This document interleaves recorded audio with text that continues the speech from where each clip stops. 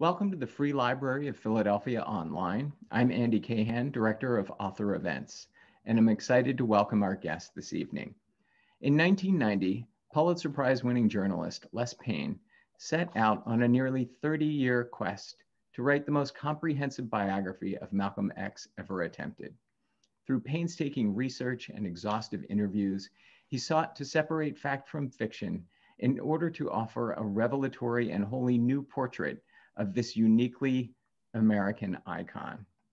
Les Payne was a former editor at New York Newsday, syndicated columnist, and a founder of the National Association of Black Journalists. Sadly, he passed away in 2018, just before completing his opus. His daughter and principal researcher, Tamara Payne, who's with us tonight, completed the work, which has since become a finalist for the 2020 National Book Award. We wish them well next week.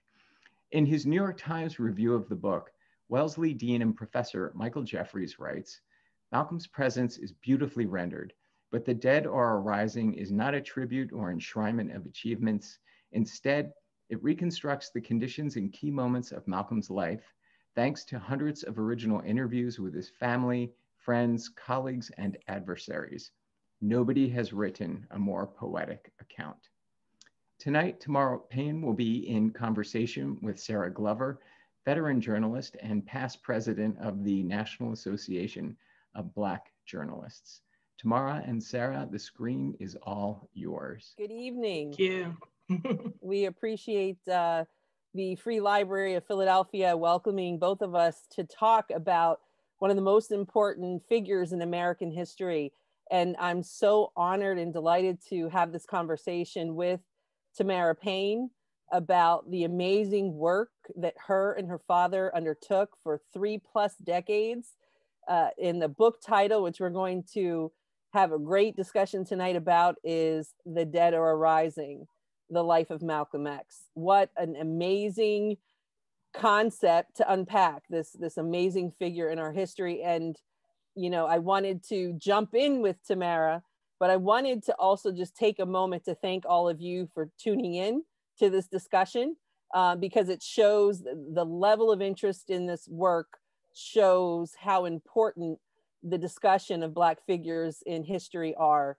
And, you know, the fact that Les Payne took the time to really do the work that it takes. And I think that level of commitment, 3 decades, speaks to the commitment that we all should have today on telling rich and authentic stories of the Black experience in America, to restrain ourselves, whether you're a journalist, a marketer, a lawyer, whatever field you work in, to restrain yourself from falling, you know, a fool to stereotypes and falling a fool to common narratives, but to really find the story, unpack the narrative, and tell the true story. And isn't that fitting in a year like 2020, where you know, social inequity and racial justice is at the forefront? It's a competing, dueling pandemic that we're dealing with, in addition to the coronavirus. And so I wanted to share with you all that Tamara is a dear friend.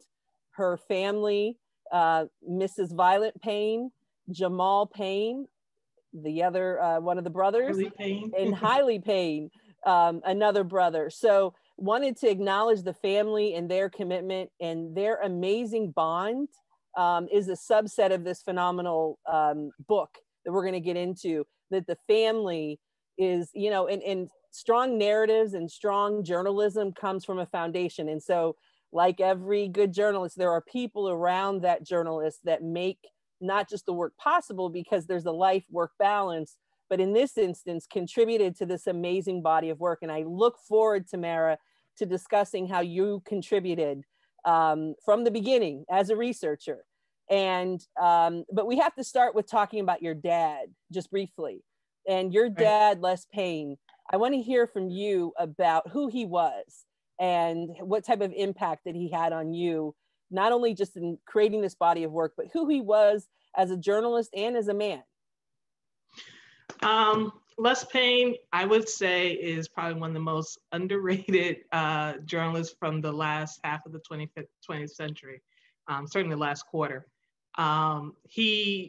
He practiced in pretty much every role as a journalist, from start with just local reporting, national reporting, to foreign journalism, to editing and managing, his staffs and budgeting and different desks at all at Newsday, a Long Island newspaper. But the other thing I always like to explain about that is that my father lived through so many eras of this country. He was born in Jim Crow South in Alabama, and his family moved up to Hartford, Connecticut. So where you're experiencing integration, but there's still problems with racism there. And went to school and then also went into the Army.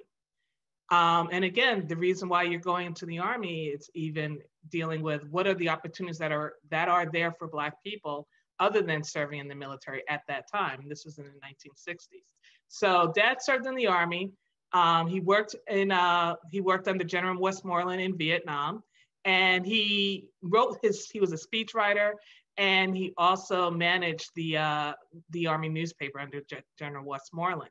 But one of the experiences that Dad had under there was that he met a reporter who was working for the Washington Post at the time. He was writing a series about the Vietnam War and what's going on with the troops. And Dad took him around on their fort in Vietnam and showed him different things. And there was a story that this reporter wrote. His name was Jesse Lewis, who wrote a series. This was in 1963. And he said that the troops were flying the Confederate flag. And this was in the Washington Post, and the president of the country of the United States read that and was very upset. And he called General Westmoreland 3 o'clock in the morning and chewed him out and said, "You can't do this, and you have to take those flags down."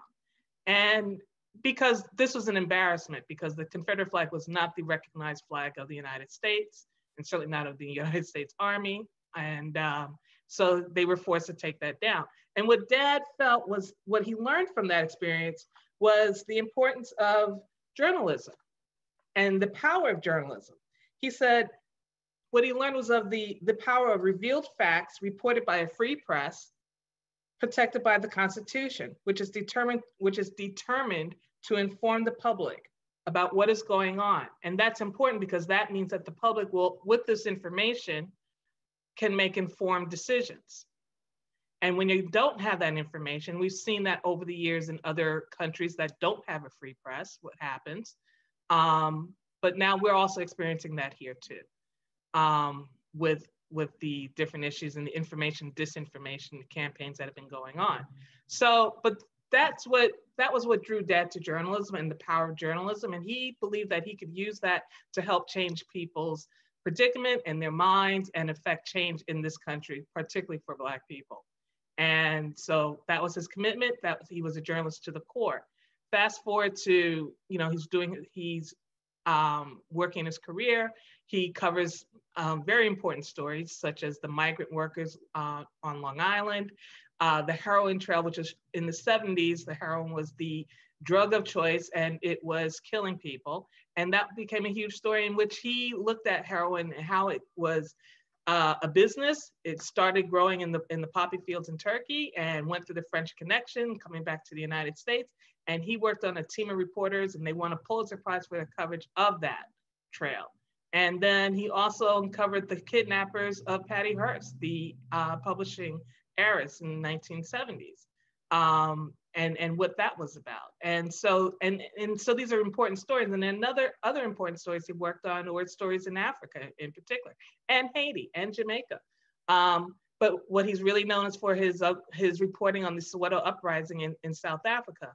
And these are important stories of the 20th century that a lot of people, getting information about how these incidents are happening and what the real story was, help frame people's minds and making informed decisions about how they live their lives. So he operated at that level throughout his career. And then when you fast forward to wanting to write this book, as a journalist, Dad he was a storyteller, and he was always looking for the story. What does that mean? What's new here? What's not known? And how will this affect how people will take this in? And that's how and that's the only way he really knew how to tell a story. And that's how he applied in the writing of this work. Well, thank you, Tamara, for that overview. And so just to again thank the folks that are with us this evening for this discussion. You are free to, at any time, put questions you may have into the chat, into the Q&A portion of the chat, and we will get to questions later in our discussion. On top of the overview of Les's career and how he, I mean, Les was a global, had global impact in his storytelling. I'm honored to call him a mentor and someone that I look up to as a young journalist, and obviously as a member of the National Association of Black Journalists, him being a former president and a founder, and one of literally only a few of our esteemed founders hold that distinction. Dwayne Wickham, Vernon Jarrett, where, you know, very, very few have that distinction. And Les literally is a journalist who, you know, he managed his career, and I say managed it because it wasn't managing it. He just was, he embodied excellence throughout. And why tonight, of course, we're having this conversation, he's not present, is because he has passed.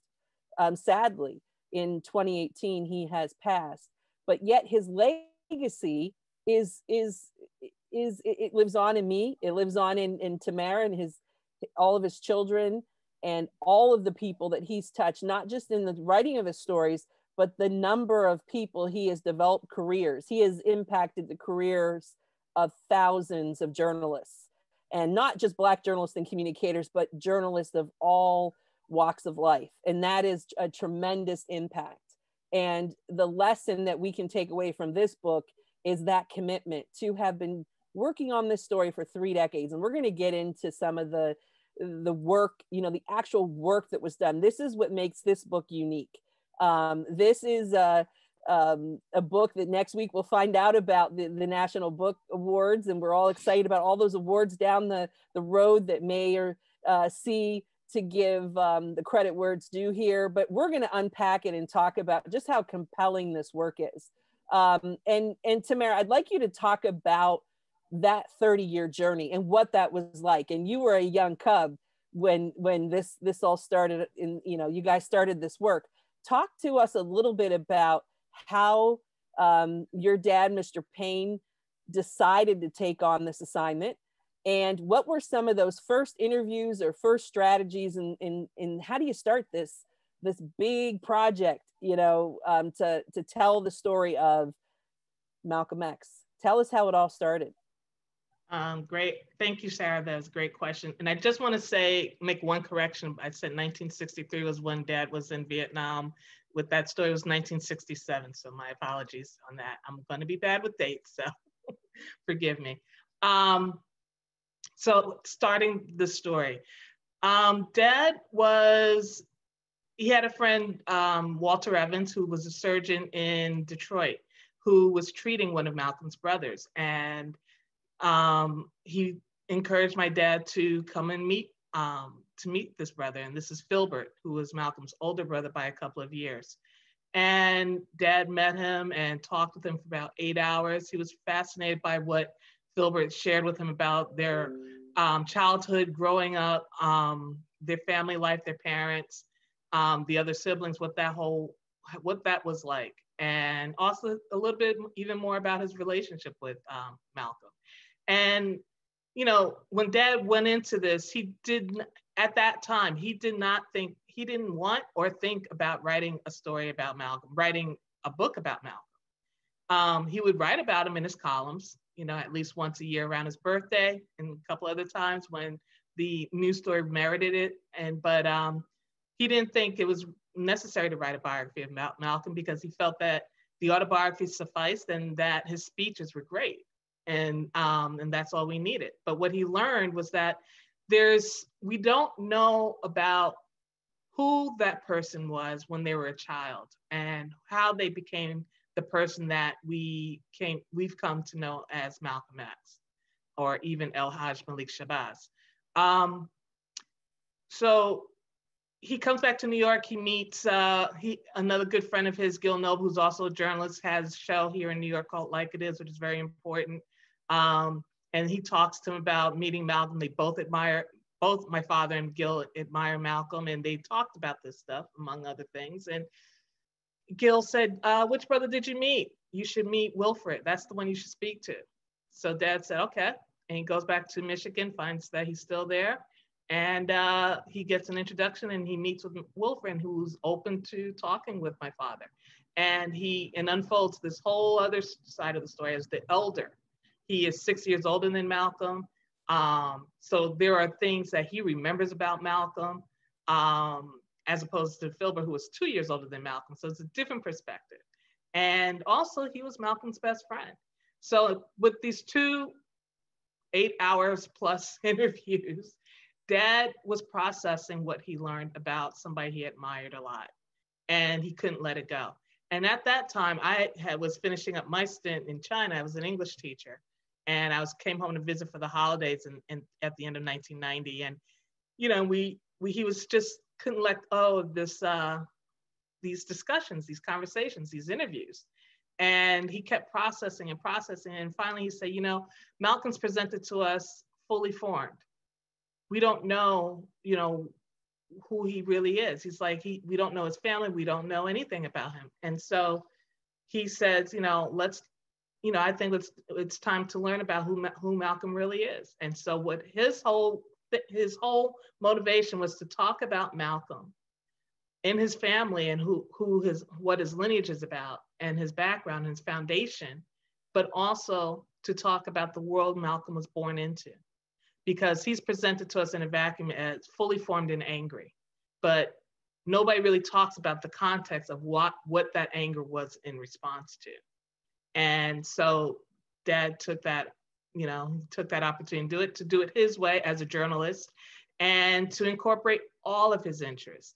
And I'm telling you, all of his interests, not mean writing, editing, interviewing, meeting these different people. His focus on this was just incredible. And he did this while being an assistant managing editor at Newsday, managing other reporters, and sometimes even coming out of retirement and reporting on some stories of his own, and writing a syndicated column, as well as appearing on Sunday Edition here in New York every week. And everybody would talk about these. So he was known, he was popular. It wasn't like nobody didn't know who Dad is. Everybody, they enjoyed talking with Dad. People enjoyed working with him. And so we weren't working on this full time, but we were working on this, and we were taking our time to learn.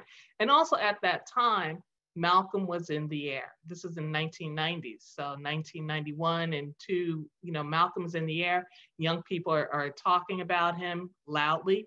Rappers are using him in their lyrics and their songs. So he's in the air, he's popular. And then, I will say, even as we're doing this work over the years, questions would come up. Okay, well, if you get it out now, you're going to get it out in time with Spike Lee's film. Or if you get it out now, you're getting out in time with these other kind of milestones. And we're like, yeah, but this story's going to come out when it's ready.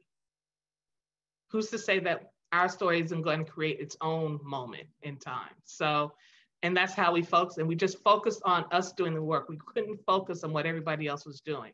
We did go see the Malcolm movie that Spike Lee did, and we were encouraged and excited by the excitement of that.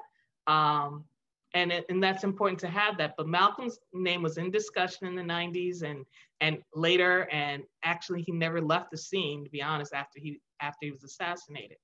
So I came in at the beginning. I was there when Dad decided to write the book. And when I came back from China, Dad was saying that, okay, I'm gonna work on this. And I was still trying to figure out, well, there are things, I want to go to graduate school. There were other things I wanted to do. I put graduate school on hold. This became my graduate education on steroids. And I didn't know it was going to take 30 years, but I just knew that this story was important, especially working with my father, because knowing what my father has done. He's a Pulitzer Prize-winning journalist. How often do you get to work side by side with a Pulitzer Prize-winning journalist, who let alone is your father? He's a masterful editor. How often do you get to do that and have these kinds of conversations with them? So I really was looking forward to learning from him, and he was happy to pass the skills on to me. But also we, as father and daughter, we shared the information. We talked about everything. He shared everything with me about how he saw the book, how it changed over time. In the beginning, it was all about getting as much information as we could obtain, meeting people. I mean, I started off going to scouring libraries, whatever library, starting in the New York Public Libraries, not just the Schomburg, the main library, and then going to universities, finding out where people's papers were located, for example.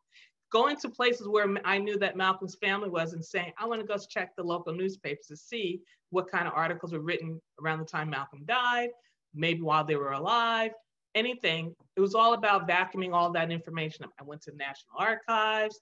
I even went into the FBI. That was a really interesting experience to go to their headquarters to look through their files that were which they had opened up.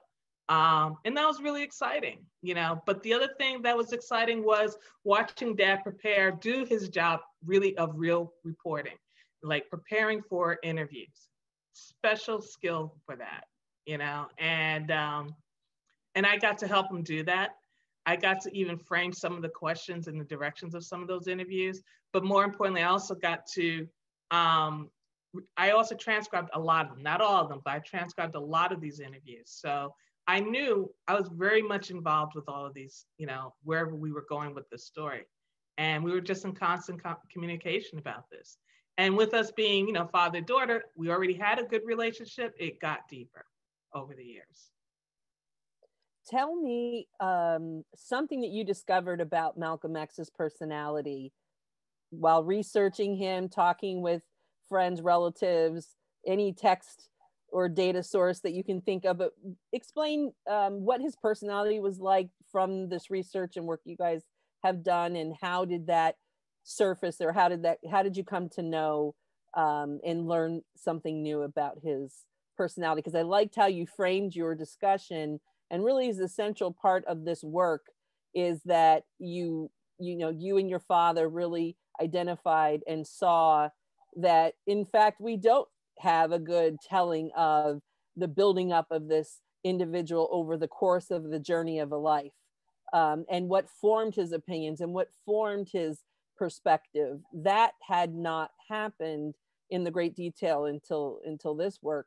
So what did you learn, and how would you summarize elements of his personality, whether at any point in his period of time or life, or something that we don't know about that early stages of his life and how that formed the person that he became? He was always described as smart and intelligent, a quick learner. He, but all the siblings were smart, by the way. They were all fast, very quick learners, and he was always smart. Wilfred said he had a very high IQ, but I'm sure all of the siblings did because they were all very intelligent people. I actually got to speak with Wilfred, once, and he's an amazing person. But the thing that kind of stuck out to me was his need for attention. And that kind of comes up a bit in this book. Malcolm liked to be the center of attention. And that can, that can transpire in different ways. Always want to make people laugh, always want to have everybody have the focusing on you. So you may just do things to shock people, to make them focus on you all the time, or you're being funny. And Malcolm had a bit of that, but he also, after his father had died, it kind of went into this direction of the more negative thing of trying to get attention because he missed his father. He was close to his father. And I'm kind of jumping a little bit ahead, but that personality thing of needing to be a center of attention when he was younger, it kind of, starts his activities for getting this attention is what brings him to the attention of the police, for example, in Lansing. And that's, that's not the good side of it. But I think that he actually uses this to his advantage as he grows older, using this attention during his hustling days, which where he was still a teenager. But even when earlier days when he's in the Nation of Islam, how he masters and studies the media, the television is becoming the main form of media at the time, like the internet is today. And we see how young people have taken on and mastered the internet to their abilities. Malcolm was doing much the same thing with the television, and how he was able, it was not Elijah Muhammad that brought the television to the Nation of Islam, it was Malcolm. He got the media attention really to the Nation of Islam and what they were doing. And being, you know, and so this, it grows, it morphs, it's how he masters. He's not a shrinking violet, he's not shy, but he does end up using it for good. So I wouldn't say that that's negative, but it was an interesting thing to learn that, you know, in the process of working on this book. And there were other things, like, of course, he was tenacious, he was focused, he was disciplined. People may like to argue that in his younger days he wasn't, but who's really, you know, focused and disciplined when they're 10 and 12 years old? But when he comes out of jail in particular, he wants to pivot. And, you know, and his family is already in the Nation of Islam, and that provides him a landing place to be. But the other thing that's important that I was also fascinated by was the presence of his family at every stage of his life. They were always there. We don't always know that. A lot of people may not have known that Wilfred and Filbert and Hilda and Yvonne were always around, and Reginald and Wesley, you know, and even Robert, who was the baby. They may not know all these names and what they, and even Ella. I mean, Ella we'd hear more about, but they were kind of quiet, but they were, again, living their lives, but doing their thing. They were very capable people too. I'd like to read a little bit from the book to talk about his upbringing. And this is going to be about his parents, really. One is going to be about the first one I want to read is about his mother and her conditioning of her children to be as Black people living in Lansing. And this share with page you're on, so if anyone has the book, they can open up. This is page 73. It's The Anchor is Lost. And I'm going to start at the bottom. The story of Little Black Sambo, published in 1899 by the British writer Helen Bannerman, was a standard children's reader at Pleasant Grove. The illustrations of the dark Indian child caused derisive snickering among whites, but the pickaninny slur, along with the unrestrained banding about of the term nigger, repulsed the little children who were taught at home to disparage such put-downs of the Black race. As the taunts escalated, it was their mother, Louise, who conditioned Malcolm and his siblings not to overreact to the racial slurs. "We didn't like being called a nigger," Wilfred said, but we would try to downplay it. "My mother always told us that you can handle racial slurs in a way where you make them continue, or you can let them think they're not hurting you." She would give an example. "If you're throwing darts at a dartboard, there's a satisfaction you get when you hit the target. When you miss it, you get another feeling. Well," she said, "it's the same with white people. When they're throwing darts at you by the things they say and do, but if they don't hit the target, then they won't get the satisfaction, and eventually they'll quit. And usually that's the way it worked." This psychological training for the resistance of racial provocation was conditioned into the behavior of young Malcolm and his siblings. Their behavior earned grudging respect among growing numbers of whites in their neighborhood, despite, and in some cases because of, their adherence to Garveyism. And then there's another piece I wanted to read to talk a little bit about their father. This is also in The Anchor is Lost. It's on page 79. "All the children agreed that even though their father was not as given to education as their mother, Reverend Little was dead set on instilling a work ethic, and that as a preacher, organizer, he possessed a sharp ear for glibness. In this latter case, he likely had a penchant for young Malcolm's gift for expressing himself verbally and otherwise. Earl would take young Malcolm with him on proselytizing trips for Marcus Garvey. It was only me that our father would take to the UNIA meetings, which he would quietly which he held quietly in different people's homes," Malcolm noted in the autobiography.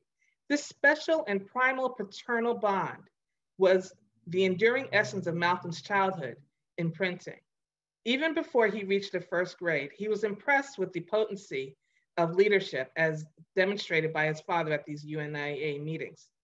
I remember seeing big shiny photographs of Marcus Garvey that were passed around from hand to hand, Malcolm wrote. Despite Garvey's imprisonment and deportation, Reverend Little was highly respected as a regional UNIA president, and Malcolm recalls his father closing the house meetings with two dozen or so followers by chanting, "Up, you mighty race, you can accomplish what you will." Beautifully said, beautifully said. I'd like to take us now to a question about what we will learn with this book. What do we learn? Can you share one gem in the book? You know, I love that this is it's an impressive piece of work. I just want to hold it up. I was fortunate to get a printed copy, but the visual cover is something that I'm extraordinarily excited about and impressed with. Love the portrait of Malcolm and the other images inside the book. Love the choice. Talking about the book itself, what is something in this book that maybe we have not heard about Malcolm, or some gem that this book helps us learn more about? If you want to share. Yeah, I think that we get a lot more nuanced details and vision, perspective of Malcolm, who he is, and his relationship with his surroundings, his family, and people who worked with him.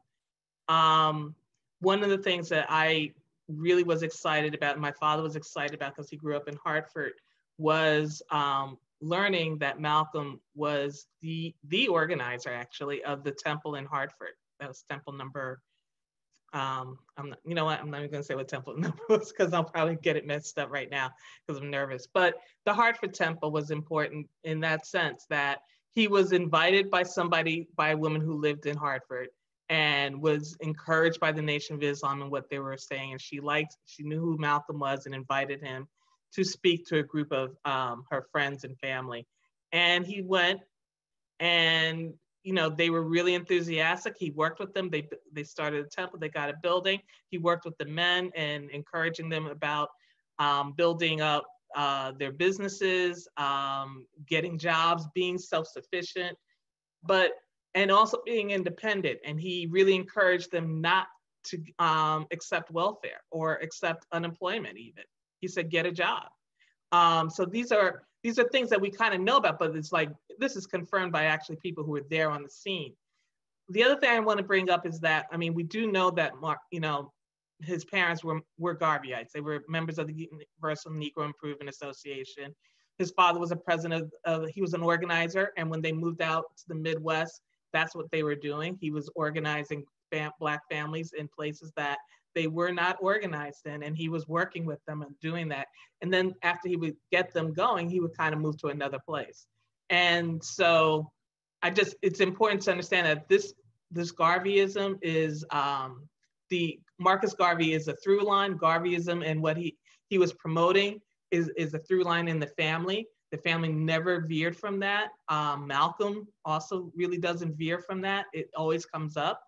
And, and it's important to understand that. The other thing is, as you were talking about the cover of the book, that picture was taken in 1963. It's, this is the building behind it is the Capitol building in Hartford. And this was the year my father actually saw Malcolm at Bushnell Memorial. And so it's important. When I found this picture and was able to work with it for the book, I said, this is the picture because Hartford's important to us. We have family there. My father grew up there. His friend Walter Evans, who's one of his best friends, also grew up there, and who introduced him to Filbert as well as Wilfred. So it was really exciting for me to be able to get this photograph and get it to work to make it work for this for the cover of this book. And because Dad's not here, it shows this is for Dad too, because this was where he grew up. He considered Hartford home. Thank you for making that connection. Tonight, there are numerous folks participating from the city of Philadelphia as this book discussion is in partnership and powered by the Free Library of Philadelphia. So go Philadelphia, the city of brotherly love and sisterly affection. Of course, we see there are many people tuned in from all over the country and even the world. So we welcome everyone to the discussion. If you have questions, feel free to put them in the Q&A section and I will get to them just in a few moments. But I wanted to mention Philadelphia one more time. And I mentioned this with you, Tamara, in a conversation that Malcolm did come to Philadelphia. Could you talk just briefly about his connection to Philadelphia? This is just a fun fact that I wanted to include in our discussion. I mean, Philadelphia is important in the sense that it was one of the early temples that he helped to organize. He didn't start it; it was already in existence. What happened was in the 1961, maybe 59. Okay, getting the dates mixed up here, I'm sure. But he had left, and this is the end of 50s actually. He had left Detroit. You know, he kind of had a falling out with the membership in Detroit because he was very strict. He was very enthusiastic, and he was also pursuing outside of the blue collar groupings that was already kind of filling up that was making up the membership. So he was pursuing, college educated people, Black people who into the membership, and that was a different. It was a different, and it caused strife and stress. And the people who were members there kind of had issues with that. So what happened was he kind of, he kind of fell out with the membership in the sense that they felt, one, he was too strict. He was bringing these people, they were starting rumors, and he got sat down because Elijah Muhammad was saying, you're not relating to the people. You have to relate to the people. And Malcolm was like, I just want this to grow. This is so important. Everybody needs to be a part of it. So his enthusiasm, I mean, Elijah Muhammad wasn't going to kick him out. He realized the potential here. So he sent them off to the Northeast and said, pick your temple. So he started in Boston, but also ended up, because again, he's very ambitious. He started, exploring and seeing where the other temples were and seeing where the issues were and just moving into, and he had a better relationship with people in the Northeast. And he just moved in to solve those issues of temples that were disorganized, getting them, increasing the membership, but also getting people more disciplined in the teachings and understanding the teachings. He was preaching. He became the Northeast region. And Philadelphia was one of the temples. So he started off in Boston. He'd go to Philadelphia, he'd go to Camden, New Jersey, he'd go to New York, but he was constantly, during that time, from the 50s and early 60s, constantly just traveling between these temples, and Philadelphia is one of them. He also we talk about, later in the book, we talk about the Klan chapter, and one of the ministers he actually was minister of Philadelphia. He wasn't the first. But another person who was also minister of Philadelphia was Jeremiah X, also later known as Jeremiah Shabazz. And he was appointed by Elijah Muhammad to take over the Atlanta temple. And it is Malcolm and Jeremiah Shabazz that meet with the Klan in Atlanta.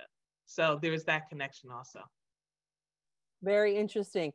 I'm going to share my favorite passage of the book. If you have your book in front of you, you want to go to page 447. And this is the international element of Malcolm's impact across the globe.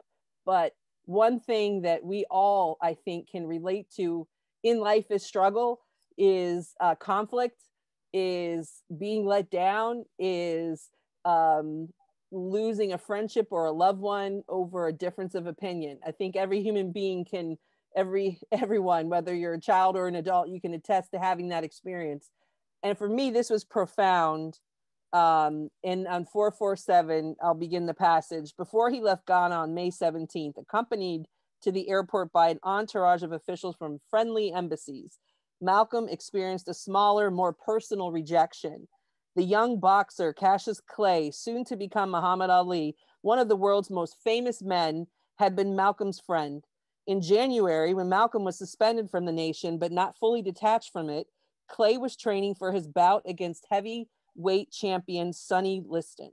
The challenger invited Malcolm, his wife Betty Shabazz, and their 3 daughters down to Miami. It was said to be the only vacation Malcolm and Betty ever took together.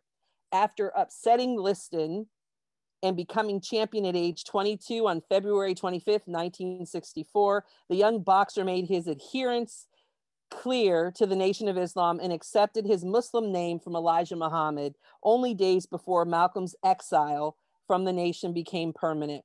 Now, as Malcolm, the NOI apostate, left his hotel on the way to the airport, he crossed paths with Ali, the NOI true believer.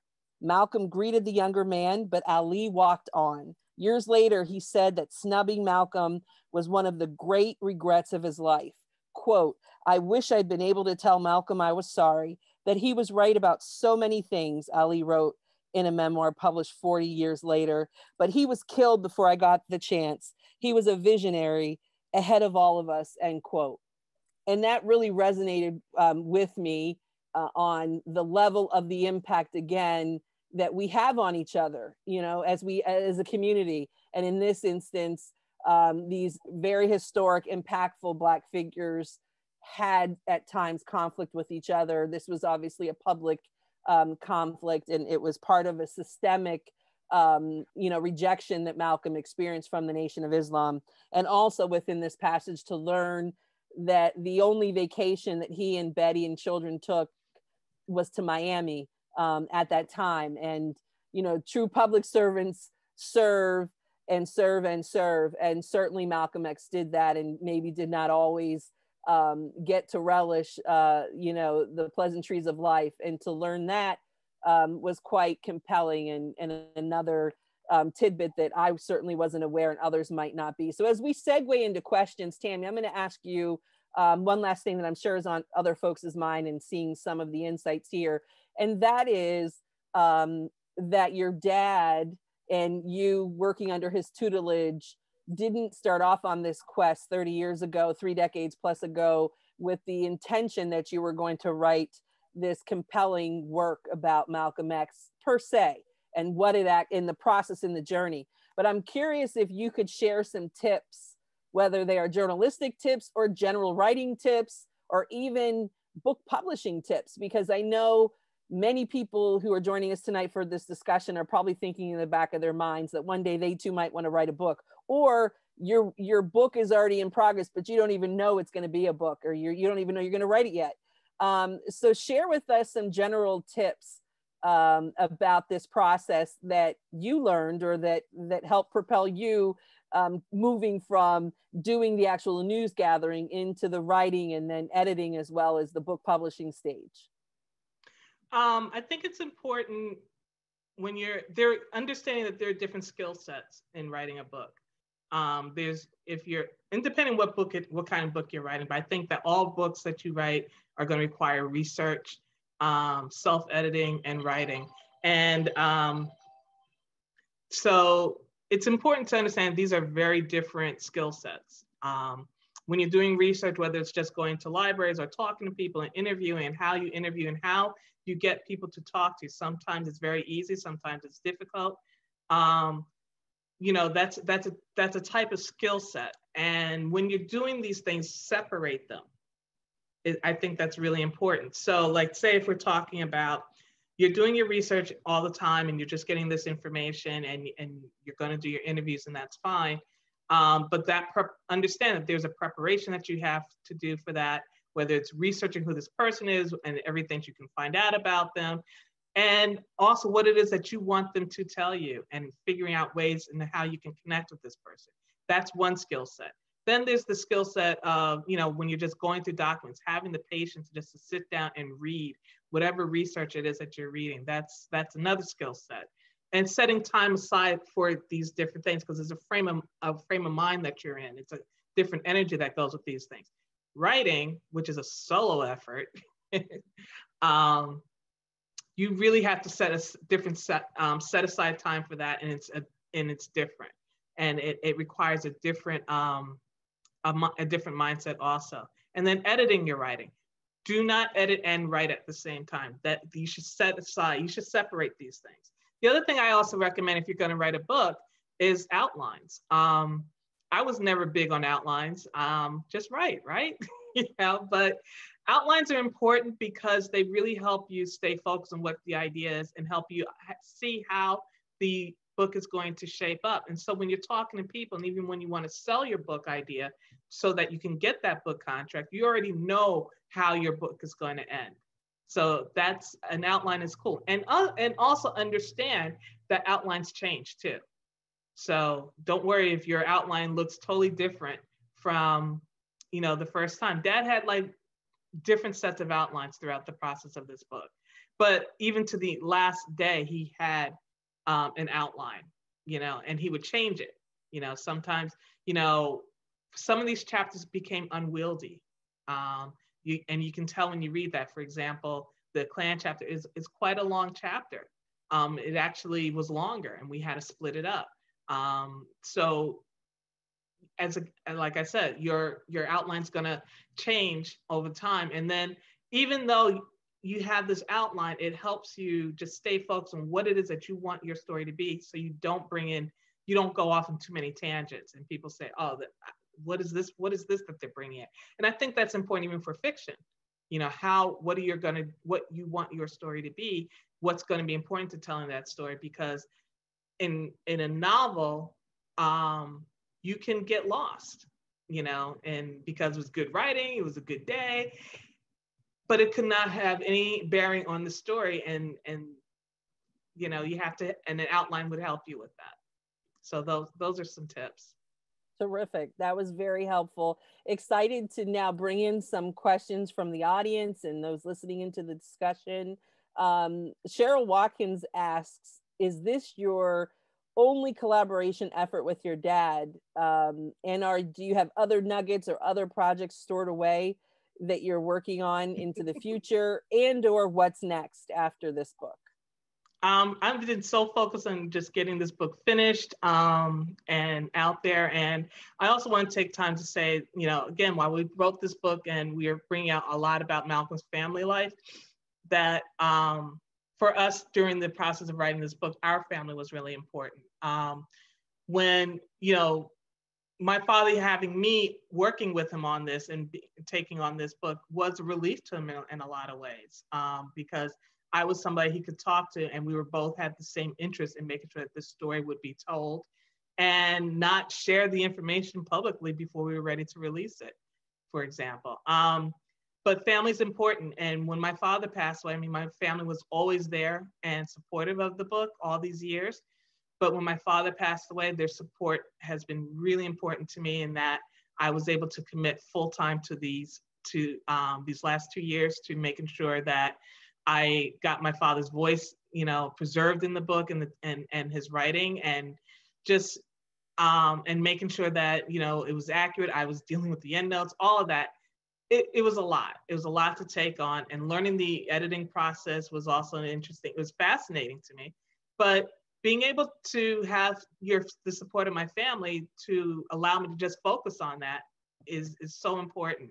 So I don't want to, not bring that in also. That was also important to the process throughout the working of this book. And as far as working with my dad, I worked with him on different things. I was there when he organized the Monroe Trotter group, and I helped out with, making sure that they documented their sessions, making sure that they were recorded, and even transcribed a lot of their sessions so that they put out journals that they could still, members can still refer to because those discussions were about, how to be better columnists, which is a different skill set than being a journalist, and then being Black columnists, and just having these workshops about how to do that and stay true to their opinion and their perspective.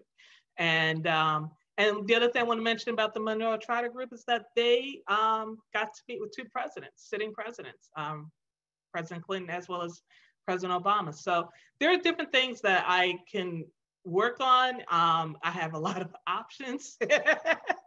And, but, you know, right now my focus is just making sure that, you know, now that the book is out, it's not a relief to me because I really just want people to buy it. I want to make sure they're buying it. It's you put a book out, you want it to be read. And this book I feel is so important. My father not being here is very sad for all of us because he would have loved this part of it. He would have loved engaging with the audience and how they're taking in this information, and you know, he would have loved it. And so it's sad, and I focus on that, but I also focus on wanting to make sure that people are receiving it and processing it, you know, and it's important. But yes, I have other stories that I want to work on, and I will work on them, but right now this is what I'm focused on. Sounds good. Tamara Williams asks about just the process of unpacking and researching this topic, and if you ever found yourself in situations that you found emotionally taxing, and if that had an impact on you. And in some ways, impact can be good. Like, so did that personally motivate you in any way to adopt a different perspective? And also, how heavily were you involved in the research aspect of the work? I think you did touch upon it, but through that process, I think tying that to, did this ever at any point in time not bother you per se, but have an impact that just overwhelmed you? You know, we look at the narrative journalism that's happening this year in particular, particularly around Black men and the stories that we're telling, and they're very overwhelmingly tragic, sad, and just difficult stories to tell as journalists. And to likely have documented Malcolm X at the time of his life would have had certainly provided the capacity for difficult, you know, bridges to cross as a storyteller. And I know your dad had that experience, but as you went through this whole process, did you yourself ever have to pause, you know, emotionally, or did something ever spark change in your perspective? For me, the focus was always, this is such a unique situation experience. And, you know, in explaining sometimes when people, if I dared share, you know, that I was working on this incredible experience because I was really proud of it, and other people didn't receive it. It just made me focus more on just getting the story and saying, well, they'll realize when the story comes out, because you have to focus on doing the work. And working with Dad, I mean, it was just really, I was so much more focused on that experience.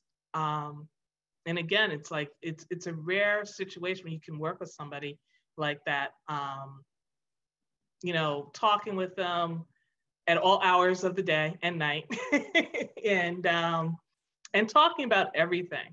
And that's what I really treasured about the experience. And so what may have, yeah, there were incidents that impacted me. I mean, there was a situation I remember, I mentioned this in another interview where somebody came up to me and they said they understand I'm working on this book about Malcolm. They didn't know me. And they said they didn't like Malcolm. And I said, well, what do you know about him? I mean, it took me a minute to get to that point, by the way. But, and I'm like, what do you know about him? And, you know, and just to find out this person doesn't know anything, they're going by, you know, what people say and emotions, and they're just not informed. So that could have impacted me a different way. And, you know, what you learn is that, well, what can you do when people aren't informed if you don't have the information? So you hope that they'll get the information. So I asked him, what do you know about, I picked a year, 1963. Do you know what that was like? And he said, no. And I said, well, let me give you some ideas of what was going on. And then I told him, I said, and now with knowing all of this is going on, for example, you know, the church bombings, the lynchings, you know, people not being able to get their jobs, the Voters' Rights Act, all of these things are going on, the constant marching. I said, all this is going on. So what do you think is a healthy response to that if you're Black? And they had nothing to say to that. And I said, exactly. you just leave it at that. And you kind of move on to say, okay, I got to focus on getting the story out. And come on, Dad, let's finish the book. Sounds good. I'm going to try to get through the questions that we see. I'm going to combine a few to that point. What are your thoughts in general, not necessarily that we can cover everyone who's ever written about Malcolm X, but truth be told, there's a lot of literature out there and a lot of narrative stories about Malcolm. And so again, if maybe we could highlight how your work, your piece of work here kind of changes the conversation. How would you kind of summarize that? How are you adding to the history of Malcolm X and or changing the conversation about what we know? Not many people in their writing of the books talk to Malcolm or his family in the way that we did. And the other thing is, I mean, during the 90s, a lot of his compatriots, people who were his contemporaries, who worked with him, particularly at the end of his life, they were willing to, I mean, let's understand, when he was assassinated, it was a hot time. You had the assassination, you had the trials. A lot of people went into hiding. A lot of people didn't want to talk about it. It was hard. And it was 1965. There was a lot of stuff going on. And there was crazy times even after that. So quite a few of those people went into hiding. They didn't want to talk about Malcolm for a long time. And then some people did talk about Malcolm. And then when they saw that there was this wave happening where there was this renewed interest and they wanted to eat up anything they could find out, a lot of his contemporaries started writing stories about their relationships with them. And it helped us understand what Malcolm was like to them and told us a lot about his contemporaries, but also about that time. But it was also like just that particular experience. It didn't really look at his whole life. It looked at his impact on them in that time. Yes, there are other biographies out there, and I think it's great because Malcolm is important. It shows you that his name keeps coming up, that people keep wanting to write about him, that people want more information about him. It shows that he's important to them. So to be able to be a part of this canon is great. And to be able to make a contribution, I mean, there's all these contributions, and some of it you can like, some of it you not like, but there are people I know who aren't gonna like this book. So, I mean, there's nothing you can do about it, but it's part of the canon. It raises the conversation about Malcolm, and we're talking about him again. Great point. I'm gonna skip to Eric Ruggert, who asked about the transformation of Malcolm to Malcolm Shabazz. And he points out in comments, and this is probably more of a general comment question, but clearly with your knowledge, you can give us some perspective. He talks about how no one calls, Muhammad Ali, Cassius Clay, yet as a culture or society, we often refer to Malcolm simply as Malcolm X. And so I'd be interested in your perspective on that, because you do get into the later parts of his life and explore that kind of at length. But why is it that we, as a society, we focus on the years of Malcolm X in that, as that full identity being focused on that one point in time around his involvement with the Nation of Islam, versus looking at the whole man, which is the work that you all have done here. But why is that? And also, why do people not recognize he did transform to Malcolm Shabazz? I also think that transformation wasn't complete. And we didn't fully experience or see that. And yes, he did convert, and that was the religion. He was very, very committed to Sunni Islam.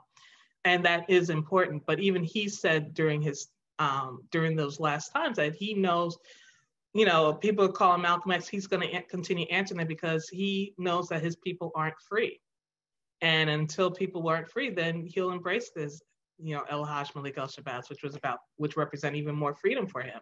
But Malcolm X was, it was representing of the fight that he was still engaged in, even though he was at that time taking it to the international platform, right? And bringing it to the United Nations. And during that last year, he's traveling. He does his Hajj, but he's also traveling into these different countries, some Islamic countries. He went to Iran. He went to the Middle East. He went to Africa. He went all over. He went to Europe, and he spoke, and he learned, and he met people, and he was learning about what was going on. And he was learning, he was expanding his knowledge. And then people say, oh, you seem to be more open to, other people's struggles who don't look like you. And he says, well, they have similar struggles. They understand what we're going through in the United States as Black people. And he said, even though they're not Black, but he also was saying that they have to prove who they are to me, and that's even what Wilford was saying to us in his interviews with us. He said that, Malcolm at that time, he was listening. And I would argue that we don't fully get to experience him, fully, in that evolution because he was killed.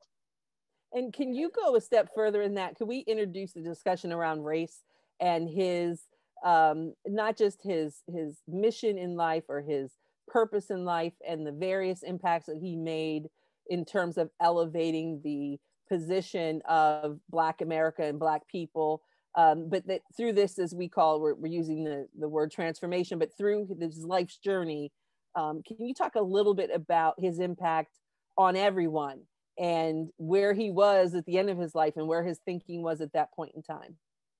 Because he was open and he was listening to people, and he was in contact with a lot of different people. He was speaking, he was being seen on television. Again, how he was able to use television media to his advantage and getting his message across. So he appealed to people. And when he, for example, I think about, and I talk about this in the epilogue, where he was at the University of Beirut in Lebanon at the time. And he said, he's speaking with those students. These are Lebanese students. They're not Americans, they're Lebanese. And this is actually the American University, sorry. So, but one of them who we actually did speak to later, she was telling us about the experience that he was telling them that we had to monetize our resources. And she said, nobody had ever said that to her. And this is in the Middle East, and these are not Black people. So it's like, he's having conversations, he's relatable. He has an enormous curiosity. He has an enormous grasp of he's read a lot. So he has an enormous grasp of what's going on. But then it's like being able to go into these situations and listen to these people and then bring his own experience and understanding how people relate to these things that they may not have considered because they're too close to the situation. As similar as what we experience when people see our situation, we're too close to ours. So would you describe him as a figure that was embracing of white people and other people of color? How would you, in the research you've done, how would you describe his thinking at the end of his life? He was listening to people. He was embracing what people were telling him. But again, he would say, they have to prove to me who they are. I haven't made a judgment on them. I'm just listening to their stories and I see similarities. I can have a conversation with them, but he's also says they may betray, he's also very wise to, that there could be a betrayal.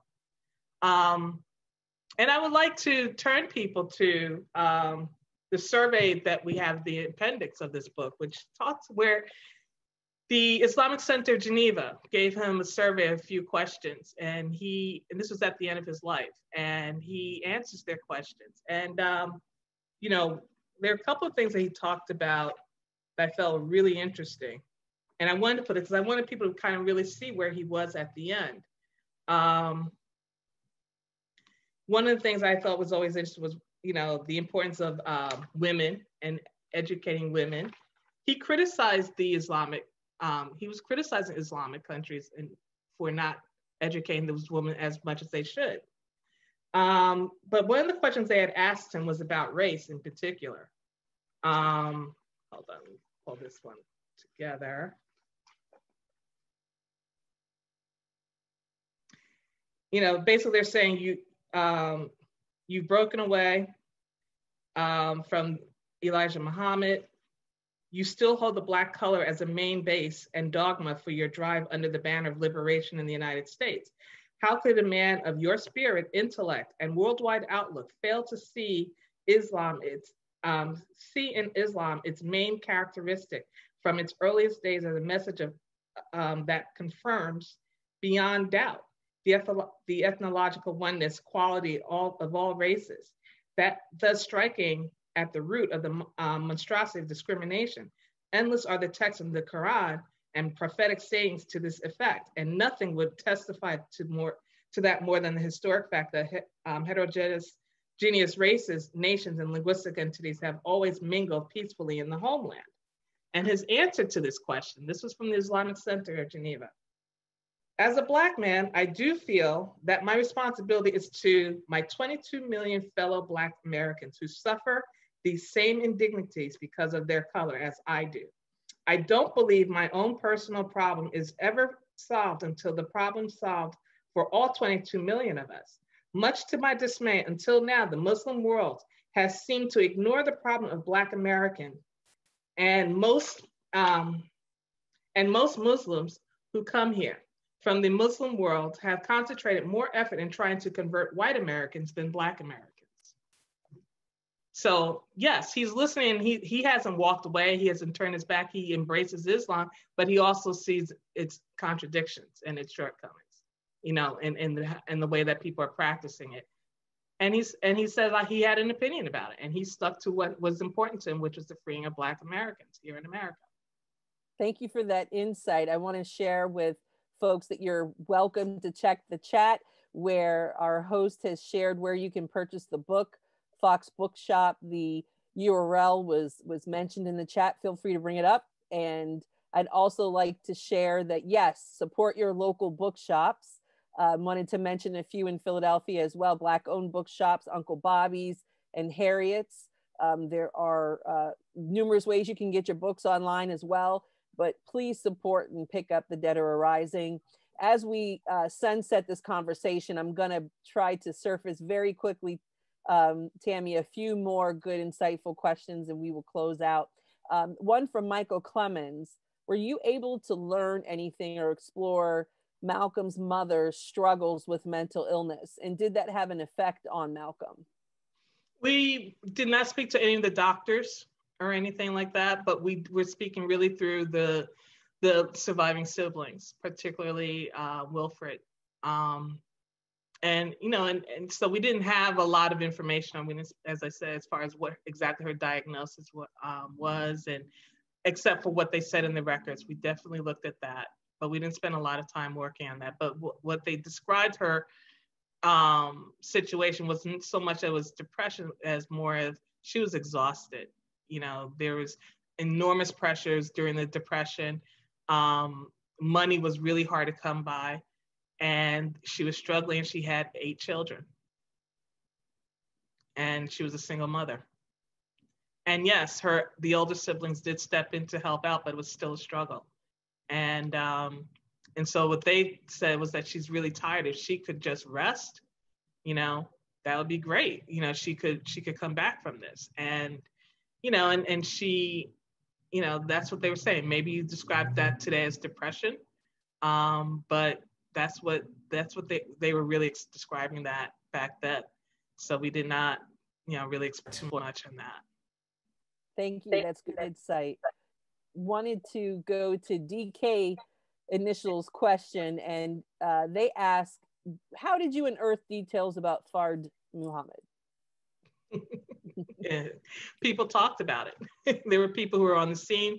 Fard, you know, he's a historical figure. He had been written about by other historians over the years too, who were looking at the different Muslim groups, and what they were looking at is the history of Black groups and religions that came up, you know, and what their purpose were. And so there were stories about Fard in these books, and these books are older. I mean, they're as old as I am, if not older. And you know, and we know them. It was in I'm trying to think of one book right now off the top of my head. I wish I could look at it right now. I can't think of it right now, but I know that this book was read by many people over the years. And then also the FBI documents on him, and then also interviewing people who were on the scene who actually did meet Fard. Thank you. That's great insight. One of our members of the crowd here, Tamara Williams, has shared that she really appreciated your insights on the book cover and the image of Malcolm, and was curious if there were other images in the book that had, you know, they resonated, had any particular meaning that stuck out for why they were chosen to be in the book.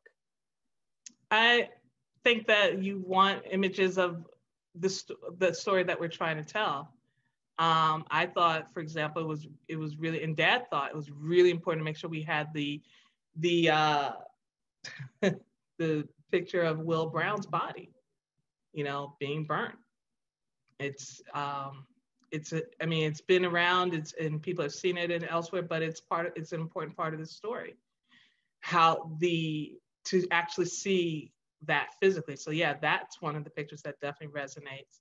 But I think, you know, I love the pictures of the families that we were able to get, and him speaking. But yeah, I mean, that particular picture of Will Brown was also really important and resonating. And the telling of that particular incident in Omaha, which was a couple of years before the Little family moved there, and how it impacted, you know, Omaha, even to the point the Little family still experienced it when they moved there. So that's why it's really important too.